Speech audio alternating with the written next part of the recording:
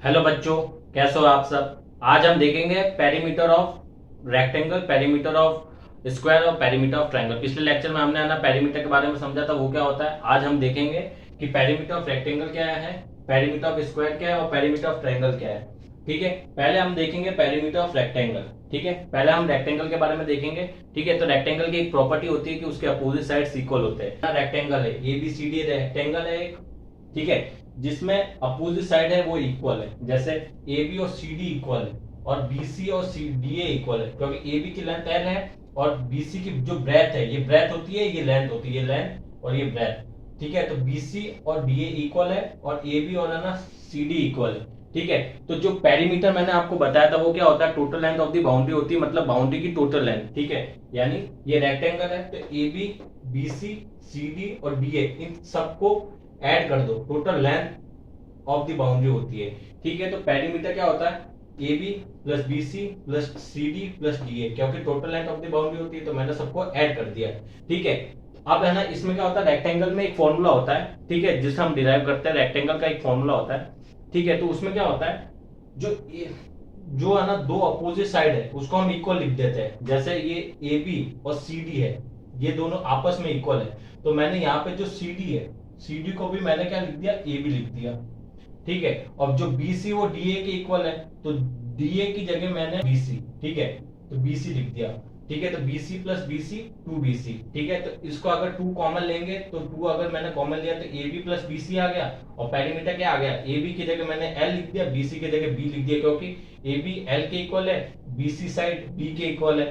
ठीक है, तो पेरीमीटर हो गया two L plus B, twice of sum of इस लेंथ एंड ब्रेथ। ठीक है, तो ये होता है पेरीमीटर ऑफ रेक्टेंगल होता है ट्वाइस ऑफ इस सम ऑफ इस लेंथ एंड ब्रेथ। ठीक है, तो ये फॉर्मूला हो गया पेरीमीटर ऑफ रेक्टेंगल का। ठीक है, अब पेरीमीटर ऑफ स्क्वायर देखो।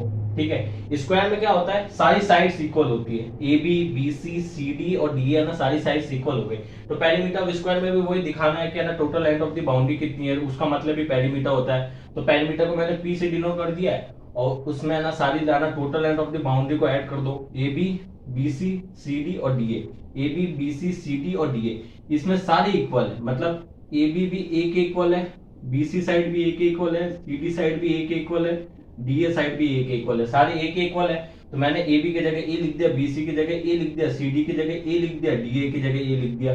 तो सबको हम ऐड करेंगे तो पेरीमीटर 4 इंटू लेंथ ऑफ इस साइड आ जाएगा।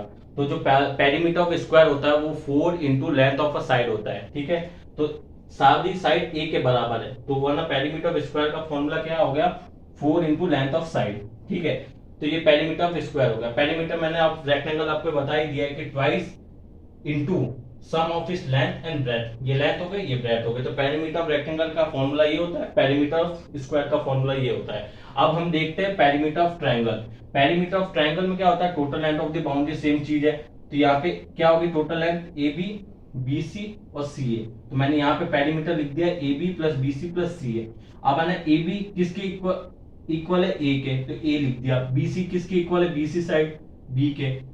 सी ए साइड किसके इक्वल है, सी के। तो पेरीमीटर ऑफ ट्रायंगल क्या हो गया, A B B C and C A. तो पेरीमीटर ऑफ ट्रायंगल में कोई फॉर्मूला नहीं होता, पेरीमीटर ऑफ ट्रायंगल में डायरेक्ट करना total length of the boundary होती है। ठीक है, टोटल लेंथ ऑफ इस थ्री साइड। तो perimeter of triangle is equal to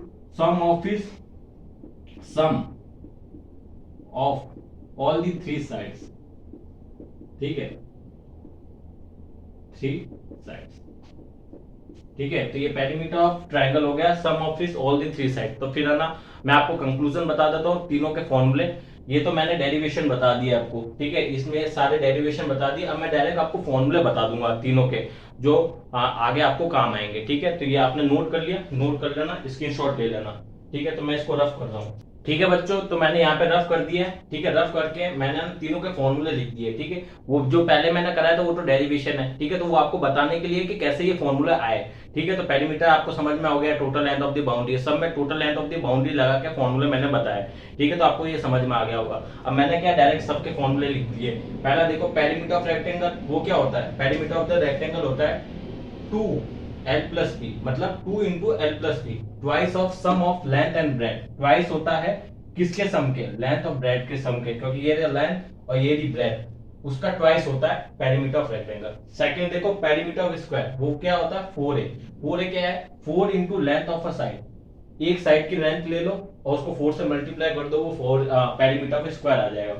perimeter of triangle क्या आएगा, a plus B plus C, मतलब सारी साइड का सम कर दो, sum of all the three side of the triangle, ये इसका फॉर्मूला होता है। ठीक है, तो फॉर्मूला तो ये है नहीं, ये तो डायरेक्ट एडिशन कर रहे हैं अपन। तो आप तीनों का देख लो कि perimeter of rectangle 2l plus B होता है, पेरीमीटर ऑफ स्क्वायर 4a होता है, perimeter of triangle a plus B plus C होता है। तो यहाँ पे आज हमने देखा पेरीमीटर ऑफ ट्रायंगल क्या होता है, पेरीमीटर ऑफ स्क्वायर क्या होता है, पेरीमीटर ऑफ रेक्टेंगल क्या होता है। ठीक है, नेक्स्ट लेक्चर में हम इसके एग्जांपल देखेंगे। Thank you.